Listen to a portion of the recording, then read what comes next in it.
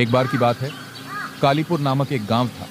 उस गांव के बाहर एक पुरानी हवेली थी जो वर्षों से सुनसान पड़ी थी। गांव वाले कहते थे कि हवेली में एक भूत भटकता है जिसने कई लोगों को डराकर भगा दिया। एक रात चार दोस्त समीर, पिया, मोहन और रिया ने तय किया कि वे उस हवेली की सच्चाई का सामना करेंगे। जब वे हवेली के पास पहुंचे तो चांद की रोशनी में हवेली और भी डरावनी लग रही थी।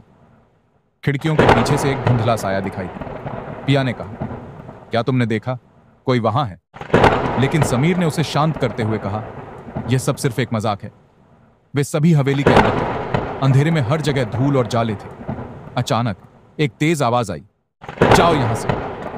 सभी दोस्तों ने चौंक कर एक दूसरे की ओर देखा। मोहन ने कहा, यह सिर्फ हवा की आवाज है।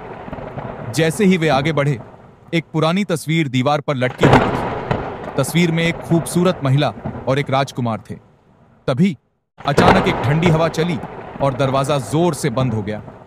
हमें यहां से निकलना चाहिए, रिया ने कहा।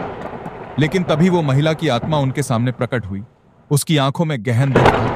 तुम्हें मेरी मदद करनी होगी, उसने कहा। मैं इस हवेली में बंधी हूं और मुझे शांति नहीं मिल रही। दोस्तों ने उसकी कहानी सुनी, जिसमें प्यार, धोखा और दर्द की बातें थी। उन्होंने तय किया कि वे उसकी मदद करेंगे। उन्होंने अलाव जलाया और गांव वालों को बुलाकर उसकी कहानी बताने का निर्णय लिया। जैसे ही गांव वाले आए, हवेली में एक अजीब सी खामोशी छा गई। सभी ने मिलकर महिला की आत्मा की कहानी सुनी और उसे शांति देने का प्रण लिया। एक बार जब उन्होंने उसकी आत्मा को शांति दी, सब कुछ शांत हो गया।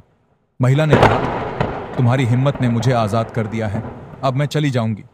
और धीरे धीरे वह हवा में विलीन हो गई। दोस्तों ने अपनी जिंदगी में एक नया अनुभव लिया और गांव में उस रात की कहानी एक नई रोशनी के साथ फैल गई। Thanks for watching. If you like this story, please like, subscribe and comment below in comment section.